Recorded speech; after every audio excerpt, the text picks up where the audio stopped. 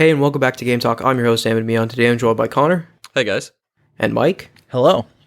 And today we're talking about PlayStation's codename Spartacus, which is going to be their sort of Game Pass subscription service competitor to Microsoft. And they're just going to be calling it officially PlayStation Plus, which I think is ultimately the best move. Isn't that what their online service is called? Yeah. So they're positioning this as a sort of just expansion of PlayStation Plus. That makes sense. Curious. I honestly think it's weird that Game Pass isn't that. Well, Game Pass, so Microsoft's building their whole identity around Game Pass, so I can kind of understand why they're just sort of all in on that and kind of... Right, but my argument isn't that Game Pass shouldn't be called Game Pass, it's that Xbox Live shouldn't be called Xbox Live. My argument is that your argument's invalid. Xbox Live is Xbox Live, and PlayStation Plus should be called PlayStation Live. Oh, so you're on the opposite end. Yeah. No, but I really do, like... Why not just call it PlayStation Online, or Xbox Online? Why I gotta put Live in there? I just think it's kind of crazy. It's catchy, I don't know. Well, I think it's crazy. My point is that, like, why is anybody paying for Xbox Live and not Game Pass? It's $5 more a month to get Game Pass Ultimate, which includes Xbox Live. Yeah, I mean, I think that's Microsoft's intent, right? They I intentionally priced it such that... Yeah. I mean, I think it would be crazy to own an Xbox and not use Game Pass right now, if you play your Xbox regularly. And I'll spoiler alert, I'm about to say the same thing about a PlayStation 5. Yeah. Because this from what little information we have, I anticipate this being a pretty incredible value. So let's just get into it. So PlayStation Plus is expanding, right? So that's how they're positioning this. So into 3 tiers, essentially, right? And the first tier is called PlayStation Plus Essential, and that's just your vanilla PlayStation Plus subscription. So if you already have PlayStation Plus, this is what you'll have, right? So you get like the 2 free games a month, you get the discounts, you get the cloud storage, you get the online multiplayer, and that's about it, right? The default option stays the same. Same price, no increase in price or anything. Now there are 2 higher tiers, okay? So there is PlayStation Plus Extra, which you get everything in the lowest tier, and a catalog of up to 400 PS4 and PS5 games. So that's a pretty 400. So I'm not quite sure how many games are on Game Pass, but I feel like 400 games is a lot. I want to say Game Pass is something like 250. Really? It's hundreds, yeah, but yeah. They market it as 100 plus. That is what they use in their marketing materials. So don't they rotate games in and out of Game Pass? Yes, they do. And I imagine it will be similar with PlayStation Plus. First parties don't get rotated in and out. It's other games that get rotated in and out. But once you have it on Game Pass. So I don't know how Game that Pass, works. a game, you can play a game on Game Pass 1 month, and the next month it would be unavailable to you. That can happen. So that's in contrast to PlayStation Plus, whereas if you get a game, one of the free games, it's yours as long as you have PlayStation Plus. But I do think Plus Premium is probably going to use the same model as Game Pass. I do think these 400 games will be rotated. There's no mention about PlayStation 3 games. Well, we'll get there. There is a mention. We'll get there. But first off, okay, so the pricing for this option is $15 monthly or $100 yearly. That $100 yearly, that's a good value. That's less than $10 a month. That's promising, and that gets you multiplayer as well. Like it gets you every other PlayStation plus the 2 free games a month. Yeah. So that's for Essential. No, Essential 60. Essential is the default option. Yeah. That the one above exists as it is extra. Yeah, extra gets you the 400 with the star PS4 and PS5 games. So that's a good value. And they're all downloadable games. So I guess I mean we'll get into this in a second, but like I guess the distinction here is if you don't care about retro games and you care about I guess modern games, this is the tier for you. And then PlayStation Plus Premium, which is their most high-end tier, adds up to an additional 340 games, including PS3 games, which are only available via streaming, and we can talk about that in a second, and a catalog of, quote, beloved classic games available for both in-streaming and download options. Sorry, I'm getting ahead of you. You finish. So the classic games are available for both streaming and download, and they're from the PlayStation 1, the PlayStation 2, and the PlayStation Portable generations. Oh, weird. So you can download PSP games on You can download PSP, PS1, and PS2 games. So, but not Vita. Vita doesn't exist, apparently. It's That's not sad. real. I mean, I have a Vita, so I'm not really left in the dark here, but... Yeah. But I do think it's an interesting... So, like, well, let me finish. So, they're also going to offer cloud streaming access for PS1, PS2, PSP, and PS4 games, which I guess is neat. I don't really care about that. And this is a weird one. Time-limited game trials will be offered in this tier, so customers can try select games before they buy. So for $120 yearly, I can play betas or demos. I doubt they're betas. They're probably full released games. So I mean, okay. So let's get into the pricing. Is $18 monthly or $120 yearly? So I believe I think it used to be free. It does sound like a demo. That used to be free. I would suggest that is not the value proposition. Yeah, here. that's that not. is just a thing that they put. Because that actually sounds terrible to me. I mean, the main thing here is the retro. It's the retro games. And so I was it's going to say interesting that, like, I wouldn't even consider this, but at only $20 more a year, that's actually a pretty good proposition for me, depending on the games.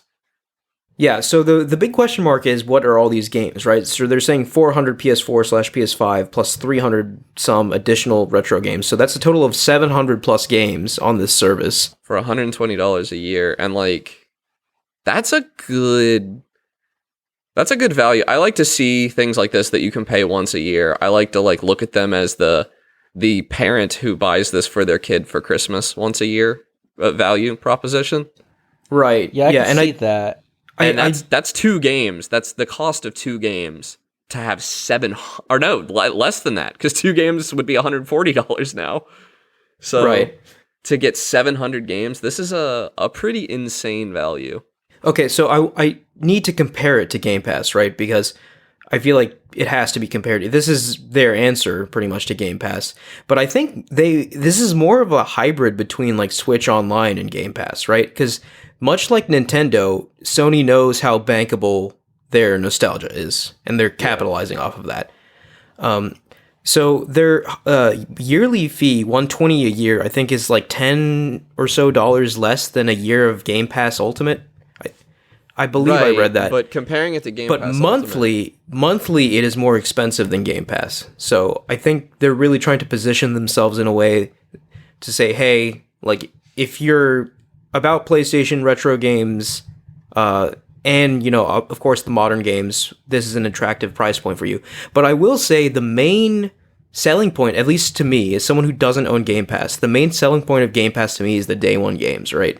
Right. That is why I love it. Yeah. And I that don't is not think PlayStation Plus is going to do that. They're not doing that. So that's the big omission here, right? Jim Ryan doesn't like that, because Jim Ryan's a backwards man. That significantly devalues it for me. It makes a lot of sense, though, like, because PlayStation physically cannot do this, right? Like, they do not have the funds to support day one first-party releases. And Microsoft has the cash to burn until their subscription numbers go up into where it becomes financially feasible. But PlayStation, being a much, much smaller company, cannot do that. Sony cannot do that. But Jim Ryan said in an interview, right, like, the plan is to not have day one on PlayStation Plus. But he also said that the situation is changing very quickly. So, like, I'm sure they're thinking about it, right? And they're monitoring Game Pass, and they're going to see how successful it is, and likely make moves based off of that knowledge, right? So it's fascinating to see this service come up. That's, I think, a cross between. Why Sony's actually has more money available in revenue every year than Microsoft does? No, they do not. Absolutely not. Especially in the gaming sphere. If you're just thinking of gaming, but Microsoft has, Xbox has Microsoft's backing, right? Phil Spencer can just go to Satya Nadella and just open the war chest and buy Bethesda and buy Activision Blizzard. You know, like, it's not even close. So I want to throw out here, I looked up, there's a website called GamePassCounter.com. That is my source. There are 500 unique games on Xbox Game Pass. There would be 1,200 total games if you counted duplicates, like Halo Infinite on console versus Halo Infinite on PC. 500 unique games, not counting duplicates. Okay.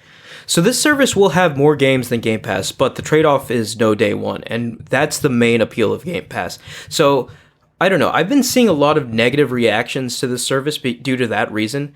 I think, like, personally, I'm not going to get this service. I don't think, just because, like, Really? I've told you this in private, right, Connor? Like, I'm not you like interested to own your games physically. in subscription passes for games. I'm So not I'm interested gonna- in Game I'm gonna- Pass. I'm not interested in this. If I buy a PS5, I will almost certainly get this for a year. I don't, without the day one games, I can't guarantee that I would keep it. But I have some catching up to do, you know? Right. There So, are like, PS5 they games said, I've they missed. already announced games like Spider-Man, Miles Morales, and Right. Returnal will be coming to the PS5 catalog of this service. And I do think it's worth mentioning, right? They're going to basically nix PlayStation Now, because it's basically being merged into PlayStation Plus, right? Right. And And you're gonna have the to pay cool thing is, Double if you, now, though. if you for have game a streaming. if you have a PlayStation Now subscription, it automatically grandfathers you into the highest tier for as long as you have a Now subscription. So you could do like a little hack where you just buy like a couple of years of PlayStation Now, and you're grandfathered into the highest tier of PlayStation Plus when this service launches, I think in June. I just don't think I'll have a PS5 by then, though. Yeah. So I'm actually surprised to hear you're not getting it. But we were talking about this the other day. I think I would have to. So I would have to see the catalog of retro games, and the one thing that would get me to get it, and I know you'll think this is highly shallow, if they add trophy support to all the retro games, I'm getting it easily. There's no way. There's no They're way. not They going would to, never do right? that. But No, it'd be too much work. yeah. However, I think it's worth noting the way you and I play games is very different, Ahmed. We were talking about this the other day. Yeah. And so I like Game Pass has changed the way I play games in many ways. I like to have Game Pass, and I'm like, oh, this game looks, and I could say insert anything above terrible, and I will download this game because it cost me nothing Right. except the time, and I'll play it for an hour, and like I end up finding a lot of little games that I like that I wouldn't have played otherwise, and that's kind of awesome for me. So I really like these services. Obviously, there are the cons. Buying games, and I'm a like having that game forever, and I like to buy my games physical. This is another thing we talked about the other day. Something about disc-based systems, collecting for them just doesn't really do it for me. I really like having the cartridge and stuff, and really even beyond that, it's Nintendo-based systems that I like to collect for. I've kind of fallen into that niche of the whole thing, so I don't really mind. I also just am not like a diehard PlayStation guy, so if those games go away, that's fine. I do think they're also missing here. There's no offering for PC through this service, which Game Pass also provides. Yet. Well, But I would actually, not that's a be lie. surprised. Streaming probably would be available for PC. It is available for PC. Oh yeah, you're right, because PlayStation Now can be streamed to a PC. Yeah, customers so- can stream Customers can games stream using games PS4, using PS4 and PS5. PS5, Okay, consoles, but can and you PC. stream the PS5 games? Probably. I don't think Actually, so. I don't think they have PS5 on cloud streaming yet. No, so that's also a huge hole in there. I think my biggest concern is that Sony still hasn't put the effort into trying to do proper emulation on console, software-wise. That's a great point I wanted to bring up. Yeah, the one kind of black sheep here is the PS3 game catalog is streaming only, which really kind of sucks. I mean, if Sony devoted the effort and the resources, we could get PS3 emulation on PS5, no problem.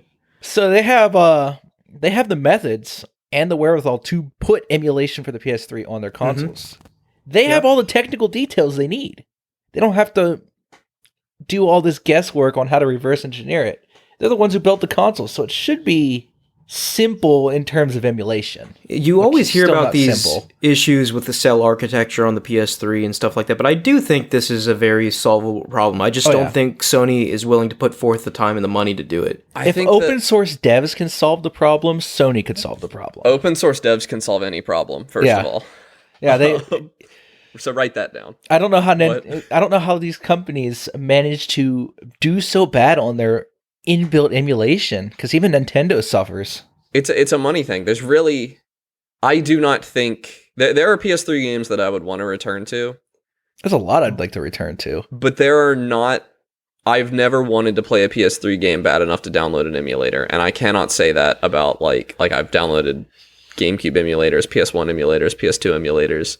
There are games I've wanted to return to, but not wanted to go hook my console up for whatever reason. Yeah, PS3 games, it is kind of in a weird place too, where I feel like a lot of major PS3 games were like remastered or updated for PS4 and Xbox One, right? And also, the ones that weren't had like significant online components. Like one of the main PS3 games I would like return to is Little Big Planet.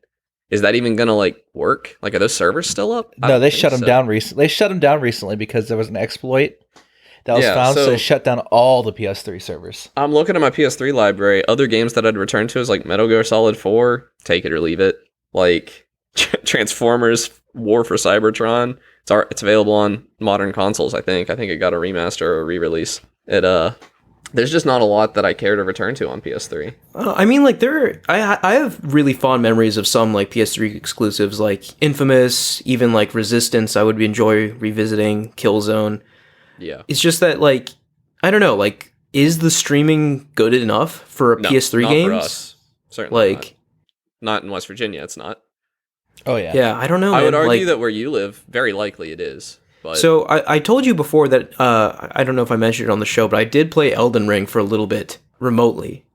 And it was a pretty flawless experience. There was some noticeable lag, but not enough. It wasn't bad enough because I could freaking play Elden Ring on it, yeah, you know? I was going to say, like, if you can play Elden Ring, and I would say most likely the latency you got there was worse than the latency you would get connecting to a data center. So I will add, my PlayStation 5 is hooked into my router, and I hooked into a router from the place I was streaming to. So it was a wired connection both ways. Right. And But that it is was- obviously a huge factor in it being a smooth experience. But it was like 400 miles, wasn't it? How far is Morgantown? And yeah, I mean, That Yeah, matters a lot. Yeah. Every mile. So you start bumping into the speed of light when you're worrying about latency with these things, and every mile adds a certain amount of latency. That's like the major issue with these platforms, is that they are literally bumping against the speed limit of the universe. right. So trying to make it these was work. like a 300 plus, miles. That's a long time. Yeah. That's considerably longer than ideal circumstances. That definitely, and it was still playable. And like and I tried it both through Wi-Fi, and Wi-Fi I ran into way more problems. But once I was wired, even the visual artifacts sort of went away. Like the resolution wasn't as high as it was like natively, but it was playable. And I was really kind of shocked at how playable it was. Yeah, I would say that if that worked, then your Game Pass Ultimate experience would probably be incredible as well. That's just something that I have to think about living in West Virginia. My internet is not very good on a good day. It's not very good. On a bad day, it's not there at all. But yeah, I did. Yeah, the PS3 thing is interesting to me. Like, I think it could be done. I hope they eventually do it. But like, if they were to do it, then everything could be just emulated on a PS5, and that's sort of what just feels right. They lose the benefits doing it this way. Like, those games are probably running native they're running at their original resolutions and things, whereas like a lot of these Xbox emulated games are running at 4K now. Yeah, they're upscaled. Yeah, I'm interested to see if the PS1, PS2, PSP games are upscaled, because I think the way Jim Ryan made it sound is that like they will be enhanced in some capacity, which would be ideal. I'm gonna have a great field day when the people start going back to retro games from the PlayStation and they're in the original 4:3 resolution. Yeah. On a PS5. Yeah. That'll just be sad. I don't know, like, there's no reason any of these games can't run at 4K 60, I would say, on a I PS5. would say there's a very good reason. 60's an issue. Yeah, I was going to say, they're probably not going to run at 60 because that That's was gonna a be more time when difficult. 30 FPS was like the dream. And On consoles. Right. And they And I usually put their assume a lot engine of- code to Yeah. FPS. the FromSoft problem. Because, like, a lot of games were designed with 30 FPS as a target, Yeah, too. or worse, 24. Yeah. Gosh. So they've just based the entire engine code around that usually, especially in the early console gens. Yeah. Like, I think Up even like until Super Mario Sunshine, I think if you run it at 60, you no, run into some issues. Or doesn't it run native 60 or is it native 30? I forget.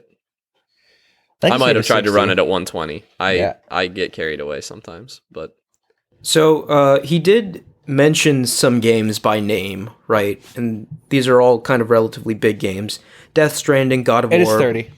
Marvel Spider-Man, Spider-Man Miles Morales, Mortal Kombat 11 Returnal. So some of the That's a lot of good stuff because I want to replay Marvel Spider-Man if I get a PS5 probably with the improved everything. Yeah, the way to play that game is at 60 frames per second. I can't believe, like, because that game was originally released on PS4 at 30, and it's just like, once you do 60 in a Spider-Man game, you cannot go back. It's just it definitely will feel better. Yeah. Yeah, the fluidity of the swinging and all. But yeah, I don't know. What do you all make of this? Because I was kind of surprised at reading a lot of the online reaction. It was highly negative. And I thought, like, yeah, it's not like it's not Game Pass because they can't be Game Pass. They physically can't do it at the size they're at as a company. But, like, I think this is a pretty neat service, and they're definitely kind of going the Nintendo route of, like, banking on their nostalgia to get people to subscribe. I think... And, like, even if you're not into the nostalgia, you can do the mid-tier option, which is a pretty good deal, I think. That's what I was going to say. I think if I was a PlayStation gamer, like, and when I say that, I mean, like, PlayStation was my main console that I did everything on, like you. Yeah. I think that $99.99 yearly would be a no-brainer. I would absolutely pay that. And, you know, I'd probably, you know, I'd still be buying the games day one or whatever that I really wanted, but I would be very happy to have access to this library of 400 games to hit. Yeah, from the I PS4 guess and PS5. I guess it all just goes back to our play philosophies, right? Like you mentioned like Game Pass is a great way for you to look for games to play. Like you really like browse games to look for games. Like I often know what I want to play before I play it, and I sit down and play it. So just two different ways of consuming. I like to sample a lot of games because I mean, you don't play a lot of obscure little indie games like I do, and those end up being my favorite games a lot of the time. Yeah. Oh, well, I mean, I play plenty of indie games, but you definitely play more obscure ones than I do. Yeah, I was gonna say, you play plenty of indie games. You don't play any obscure indie games, I don't think, other than the ones that we've made. Right. You know, Noita being one of my very favorite games, although that's not on Game Pass, but it's definitely obscure. Yeah, I am curious to see. Jim Ryan explicitly said things can change very quickly when asked about day one on PS Plus. Like, how would that even look like? Like, if PlayStation Studios games came out day one on PlayStation Plus, like, I guess it'd be possible if, like, everyone who has a PlayStation Plus subscription had either the mid or high-end option, then feasibly they would have enough money to do such a thing, but, like, that's a huge if. I think it's likely that I mean... Because there's a lot of people that own a PlayStation that aren't already paying for PlayStation Plus. I feel like that. Yeah, PlayStation Plus is a massive online service. I think it's it's an online service like a goalie provides goals. Like, in terms of like how many people are on it. Yeah, you can't get online without it. So yeah, I assume it's probably not 100%, but it's probably sufficiently close that I'm gonna call it 100%. And I think this is such a good value, even without the day one games, that most people are probably gonna, like, I would think would get it. Like, you know, the difference between $60 a year and $100 a year is not huge. I don't know, man. Like, if you go on the interwebs, that is not the sentiment I'm seeing. Yeah. And, like, I mean, even me, right? Like, I'm not planning to upgrade even to the mid-level yet. You know, like, I guess I'd have to see how things shake out. But, like, as of right now, I'm perfectly content where I am. Yeah, I think it puts people like me that already have Game Pass on their PC in a weird place as well, because I've been thinking about getting a PS5, but do I really need to pay? I imagine there's going to be considerable overlap in third parties between games that are on Game Pass and games absolutely, yeah. Unless they're like, well, I was going to say, do you think EA games will show up on PlayStation? I think it's service? Because they've partnered with Microsoft, right? Yeah, I wouldn't be surprised if Microsoft has paid for some form of exclusivity there. Yeah. So, I don't know. Well, here's the thing. Yeah, like, the only one I can think of... I don't want to be Ubisoft, paying subscription services. Yeah, Ubisoft will potentially show up on PlayStations, but, like, Microsoft's kind of already in bed with EA. They bought Activision Blizzard, which is a huge source of third parties up to this point. Bethesda, yeah. So... Yeah, it'll be... I'll have to see the library. I could see myself getting this for... Like I said, Game Pass, for me, I'll be keeping that. Like, I don't see myself canceling my subscription to it because it provides me the PC games, which is where I do most of my gaming. But I could absolutely see myself dropping $100 when I buy a PS5 just to have this immediately, like, day one buy a PS5 and have 400 games yeah, for it. 400 games, yeah. That's awesome, because like that was a problem with my PS4. I bought it and I had my 2 games or whatever, and I beat them in a couple weeks, and I didn't play my PS4 for like months after that. And you imagine, and like, if we're judging by the games that are showing up on this service when it comes out, right? He mentioned Returnal. Returnal is only a year old. So if we kind of extrapolate from that and say, like, okay, any first parties that are over a year old will show up on the service. Unless you're like a diehard PlayStation fan, that's a pretty good deal, right? Like, if you only have to wait a year to play some PlayStation first party games, that's already what I'm waiting to play them on PC. Yeah, well, on PC it's been longer than a year. Yeah, for the but ones I think they it'll get released closer so far. and closer to a year, if not less. Right, and you know, especially if this is playable on PC, we're already into that 1 year gap if you have this service. So, right, I don't know, man. Times are changing. It's pretty crazy that, you know, like it's crazy that PlayStation's already come out with a Game Pass competitor as quickly as they have. Right, like this thing is launching in June. And I would have thought Sony, at least old Sony, would have been kind of stuck in their ways, right?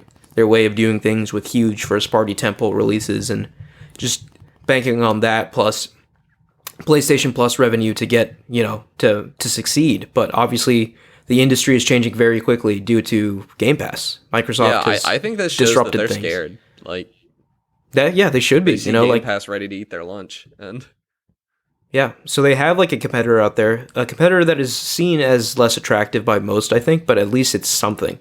Yeah. And they'll be able to gauge their response to this and adapt accordingly. I mean, I'll say it. PlayStation. So let's say it's not a full year. Let's say it's 6 months. PlayStation exclusives 6 months late. That's still better than Xbox exclusives by a lot. Basically, like. Xbox doesn't have a lot of good exclusives. Oh, I hear what you're saying. Yeah. Yeah, like, you know, I don't know. It is It's just very like cool that the Xbox exclusives come day one to Game Pass. Most of them are not that great. Like, but here's the thing. That's got to change soon, right? We've got Bethesda about to release Starfield and Elder Scrolls 6, and like, obviously when the next Doom comes out, it'll be Xbox exclusive and stuff like that. I mean, like, you've got to think that the big hitters for Xbox are coming. I know we've been saying that for years now, but like they really are. They must be coming now. Yeah. So yeah, I guess what comes to my head is like the ones that we've gotten recently, like Forza and Halo Infinite was the multiplayer was really fun, but I would not take Halo over Uncharted. I'm actually ever. quite surprised Halo Infinite fizzled out the way it did. I could do an entire. I mean, Mike was right. Is what the theme of the episode would be, unfortunately. Yeah, I kind of saw the writing on the wall with Halo Infinite. Hey, I could do an episode on why Halo Infinite is in a bad place right now. It's bad a dev mess. support. Yeah, I mean, 343. Not to go too into the weeds on this, but I still think that Halo Infinite came out way too early. Like they should have delayed it. They should have delayed it again. I don't think that campaign ever could have been good. I think they would have had to have started completely. If they had co-op in that campaign, it would have been way better. It would have been better, but it still would have been good. What they should have done was waited until Forge was ready. Forge is another critic, because like I've said this too on the show before. Like Halo 3 launched with all of this in there. Yeah, that's why people are just quitting playing it.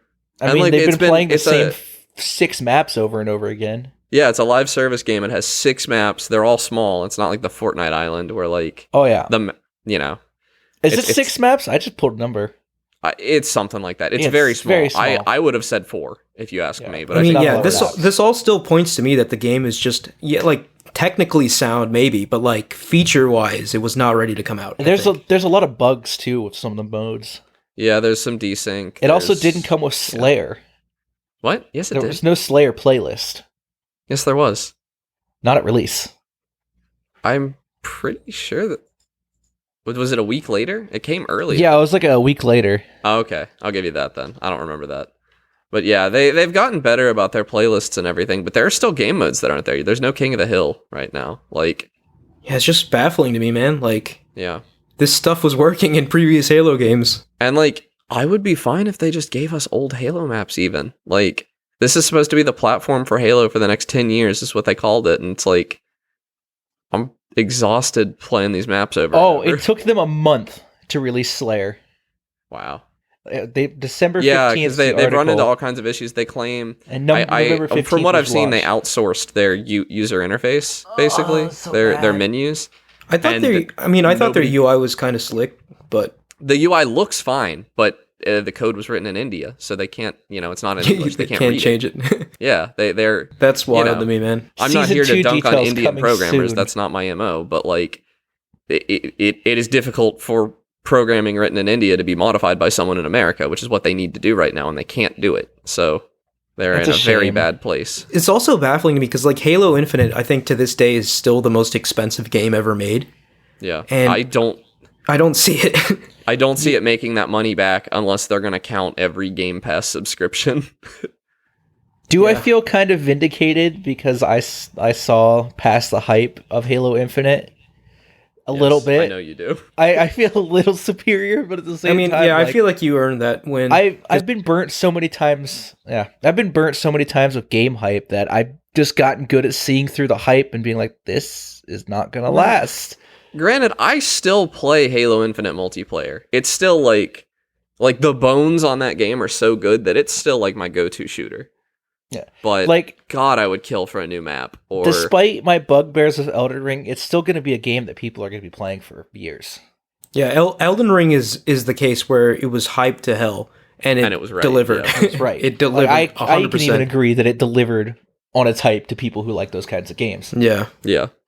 But yeah, no, even my friend that is a pretty diehard Halo fan, and he and I both joke at the subreddit because the Halo Infinite subreddit is delusional. They like make a problem out of every little thing. That's just Reddit. That's just Reddit. Have you been on Reddit? But even my friends that are like very big Halo fans are like, this game has real serious problems that they are not addressing in any meaningful way. I could slowly see on my Steam friends list the number of people playing Halo Infinite just dropped. Yeah, they really needed to bring in people that understood live service games, and it feels like they did not do that. They released the game too soon, and they didn't have enough content. Yeah, And that's how live service dies if you just stop providing content. Well, I feel like I didn't even finish the campaign, by the way. I don't know. They must have felt some pressure. Like Microsoft was like, "All right, you've already delayed it this much. You have to release at this date, at this point." I mean, it got to the point to me. Like, I look at that game, and it would have been another year, if not longer. Like, I look at that game and I see something that was bloated to the point that I'm not sure it ever was gonna be finished if they didn't like force a date on them. Just surprise release the multiplayer. Yeah. And it does continue the sort of trend of like these live service games coming out unfinished. Granted, I feel like Halo Infinite was more finished than other live service games that, are its contemporaries, but like it's still not It's not in a good feature wise. Yeah. It doesn't compare to like the and older it's not Halos. getting stuff quickly. Like, that game's been out since December, right? And it's not gotten any like the most new content we got is some skins and Does it still Fiesta. have like the flat weapon balancing? What do you mean? My main issue with Halo Infinite was some of the weapons just felt kind of useless. Yeah, I do remember you saying that. None of the weapons really feel useless to me. Now some of them are worse than, like, I'm never gonna want the Mangler over some of the other guns, but like as a sidearm to like finish somebody off, I'm happy to have the Mangler. So, Yeah, I think no other Halo game had that kind of issue. Like, every gun had its niche that it fit firmly into, unless it was the assault rifle. And I think Infinite had a lot of guns that fit into a lot of niches, and some just did better than others. yeah, like the Commando and the battle rifle basically do the same thing. Yeah, and I would always take the battle rifle. So They got rid of weapon variety. Like, you had the Covenant carbine and the battle rifle. well, One stripped shields, one did headshot you still have the damage. Covenant carbine. Is it still in the game? Yeah, it's not called that anymore, but it's like a laser rifle, I think, and it's a Yeah, 3-shot burst, and it is an energy weapon that strips shields. 3-shot burst is weird, though. But anyway, yeah, that was a Yeah, sorry, massive a very tangent. strong aside to Halo because I'm a little bitter about the. No, state that we game's we in. all had strong feelings about it. It makes sense. But just I guess returning back to PlayStation Plus, Spartacus, whatever you want to call it. I just realized the reason probably why they don't have Vita support is because Vita native games had that weird back touchpad stuff. Oh yeah. I don't think a lot of them use that, though. And a lot of them, a lot of Vita games also had touch support, which I guess you could argue could be done on like the trackpad, the touchpad or whatever. But yeah, it is tough.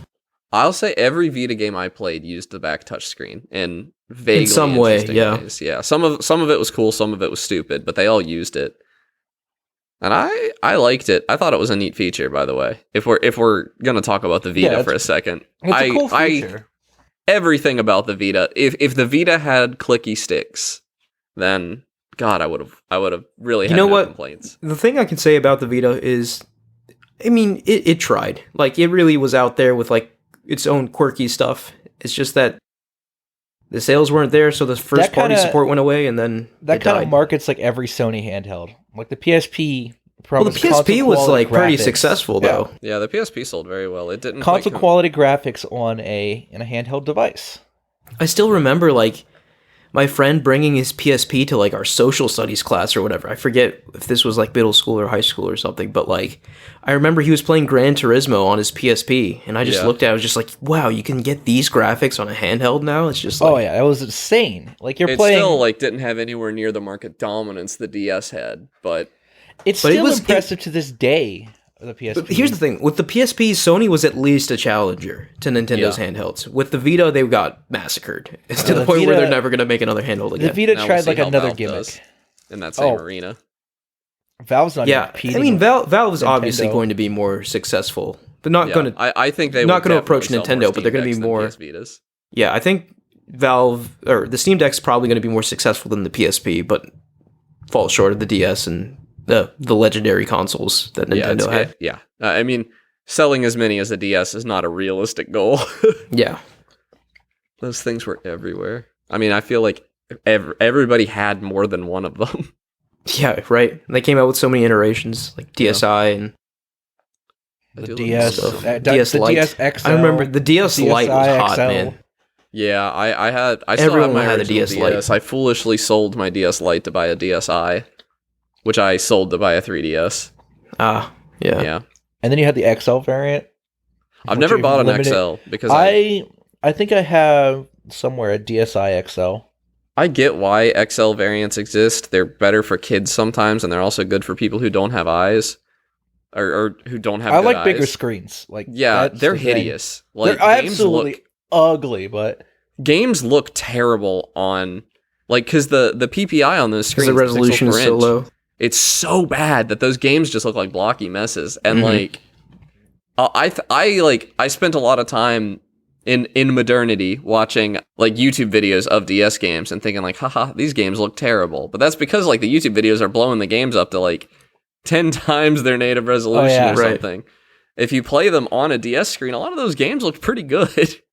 No, games look really good on the DS. Yeah, I don't know, but that was a tiny screen.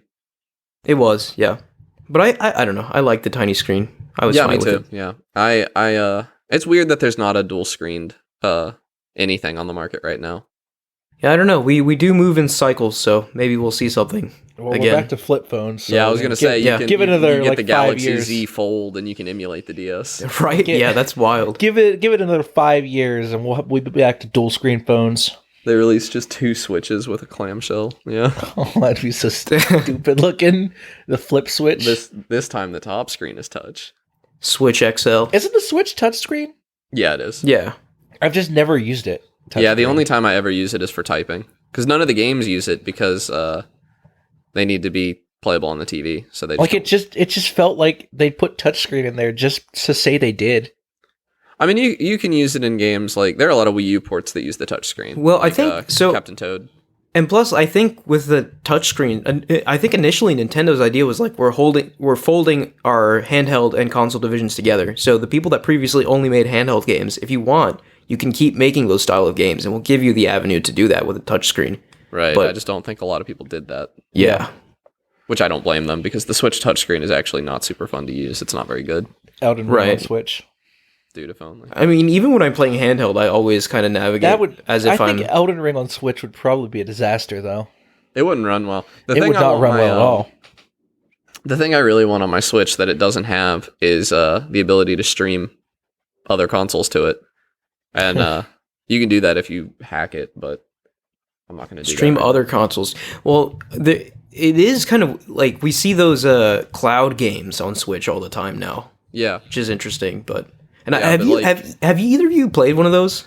Nah, it would not work at my house. There's no way. Okay. Do I even pick up my Switch? Is the real question. Yeah, I haven't played my. Well, no, I've been playing Mario Kart. Those new tracks are pretty tight. But I do kind of want to get back into Animal Crossing. good luck. Okay, I gotta start that cafe. Yeah, that's fair. I got the cafe. That was all I did, and then I stopped playing again. When are we doing an Yeah. island tour That's so we can see everyone's debilitated islands? Yeah, I was gonna say so we can see all my weeds. And actually, what's worse than the weeds? I think I took the island beautification thing, the ordinance, and I read a couple of weeks later that people had a bug with the beautification ordinance where if you didn't play the game regularly, your flowers would grow out of control. That's just yeah, So that probably happened to me. probably a field of flowers that are going to be a pain to get rid of. Yeah, because you have to use the shovel now. Yeah. Oh, and they're inventory items. Yep. I wouldn't be as mad if they weren't inventory items. Yeah. Tragic. So, do we have any final thoughts on PlayStation Plus, Spartacus, whatever we want to call it? I think it's dumb. You think it's dumb? I just think think it's dumb. I mean, I want to see the library, but I could see myself getting it. I'm a big proponent of the subscription model. I like Netflix. The things that I really care about, I want to have a physical copy. Mhm. Realistically, there are not a lot of PlayStation games that I'm going to like really be attached to. I like them, but like I don't look at my library of those games very often. So Yeah, understandable. Yeah, I think I'm kind of falling in.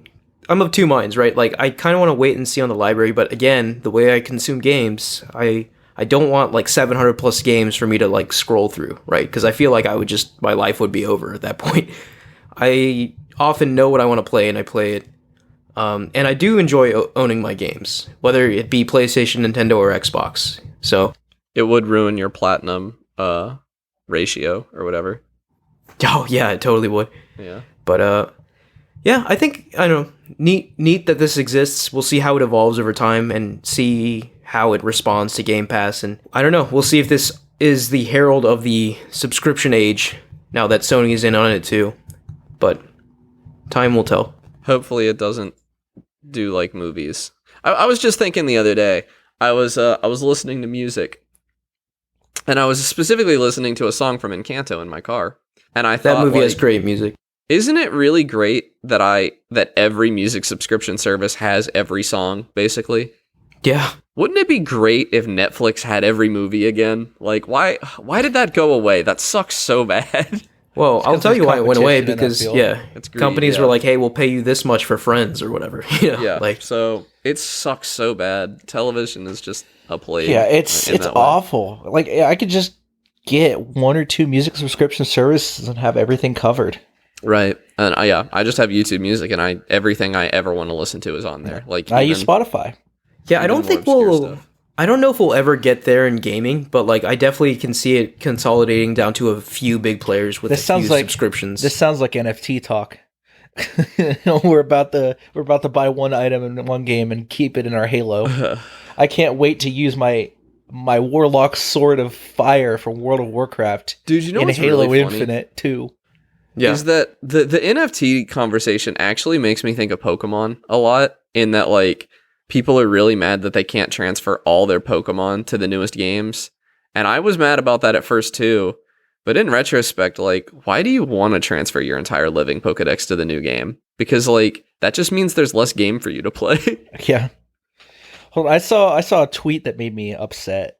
This is NFT I think related. I was gonna say I think the online cloud bank or whatever is a good solution because you can still sort of have them forever.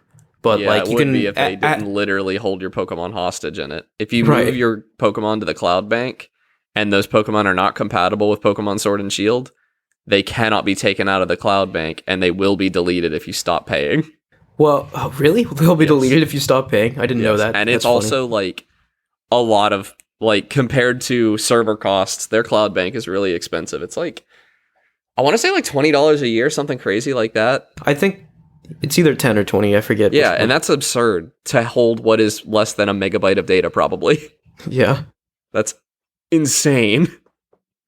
But I was gonna say, I guess like if you keep paying for it, you'll be able to eventually know that you'll be able to bring it into a future game. Yeah. Which I don't know. If I had it my way, I would be like, yeah, let me bring them all in. But like then it probably defeat the purpose of this cloud bank or whatever. No, I will never pay for that. It is stupid in my opinion. It's it's not a bad idea. It is a horrible implementation, and they're scamming people. Oh, but Pokemon fans, they'll happily be scammed to keep their Pokemon, they will pay for the service year after year and then make YouTube videos whining about it. Which is and I will watch those videos and get mad about it. So I guess I'm the idiot here too. Get mad about a service I was never going to pay for in the first place. So, do we want to move into what we've been playing? Or do we have more to discuss here? I thought Mike was looking up a tweet. Oh, I do have the tweet. It was about Web3 musicians being ranked by Web3 musicians. Yeah, being ranked by floor price, trading volume, unique holders, and treasury balance, rather than being ranked by plays or monthly listeners. That sounds dystopian. Strange. Yeah. Very strange. Hey, let's link our musics to how much money they produce. Yeah. Ugh. That's all I got. Connor, what have you been playing? I'm gonna talk a little more. I haven't really played a lot of games the past week. I've been busy. Yeah. But I've played a good bit of Baba Is You. That's Isn't a great that game. the one where you move letters around and be like, Yeah, Baba you play loves as you this or whatever? little you start out playing as this little animal called Baba, and it's like a push tile game. But the gimmick of the game is that there are tiles you can push that are words, and if you form a sentence with those words, then that sentence becomes true.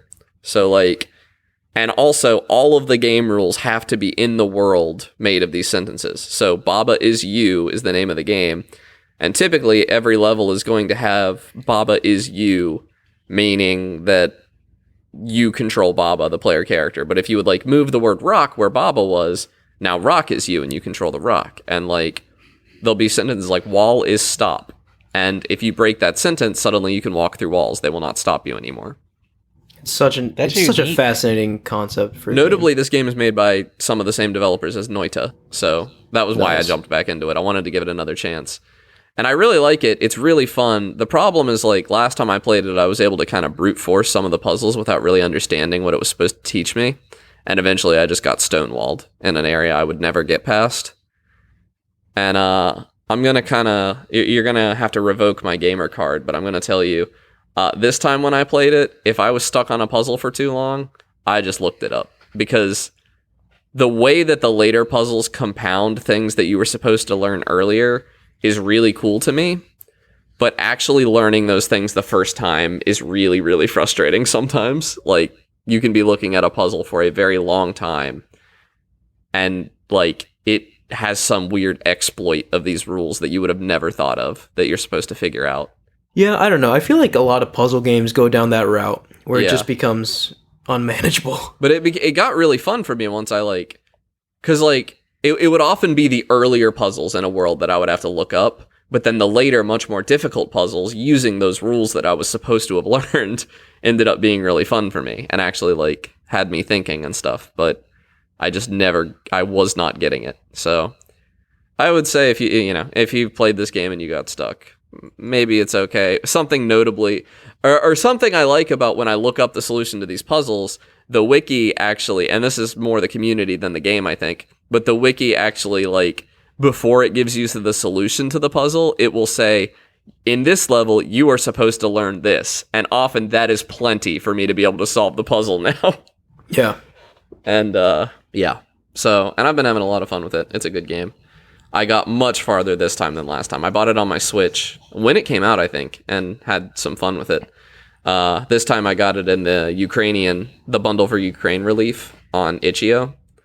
And apparently I had also got it in some of the other Itch.io bundles that I bought without realizing it. Right. And yeah, just kind of dove back into it. It's very fun. If you like this sort of game. If puzzles frustrate you, then you will hate this game a lot. Yeah, I remember playing it for a few hours and really liking it, but I just never, I don't know, something came up and I never went back. No, it definitely has some of that Noita DNA where they're where it's very systemic. Yeah. All the puzzles are built around these systems, much like how the entire world in Noita is built around these systems. I definitely see the shared DNA there, and that was fascinating to me. That's cool. That's all I got.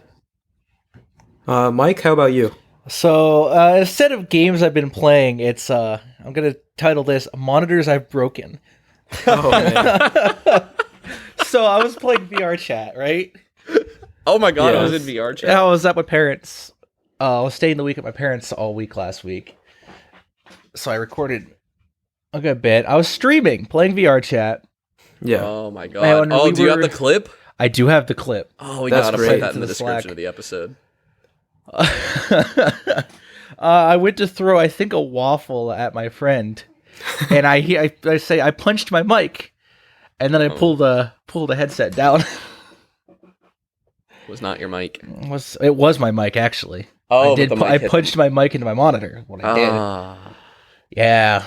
That sucks. Yeah, I'm really careful with my VR boundary. Like the... I would what's it called? sit pretty far back, but I had my mic close to my face and at a. Oh, and do you have it like on an arm? Yeah, I was on an arm. Yeah, so it rocked it. Oh, that sucks. Yeah, I didn't even had think of that. at the time I had my mic at like a right 90-degree angle, so it had a lot more momentum to it than it normally Yep. does. Oh, Like if I man. punch my mic now, it's not going to go anywhere. Yeah. Nah, you hit like the perfect storm of... Oh yeah. That sucks. Even now, my mic will not hit my monitor; it will hit my tower first. Yeah. So, damn. Yeah, that was not a cheap time for me. No, not at all. But yeah, that's what I did this week. Destroying electronics through Destroying VRChat. electronics through VRChat. Yeah, I think you Which should is- really get your e-waste in check, Mike. It's kind of... Oh, it's Kinda not making us look- e-waste. It's just kind of sitting on my floor. Oh, so it's not e-waste as long as it's sitting on your floor instead of Yeah, the floor of the it's, dump. it's my e-waste, not someone else's problem yet.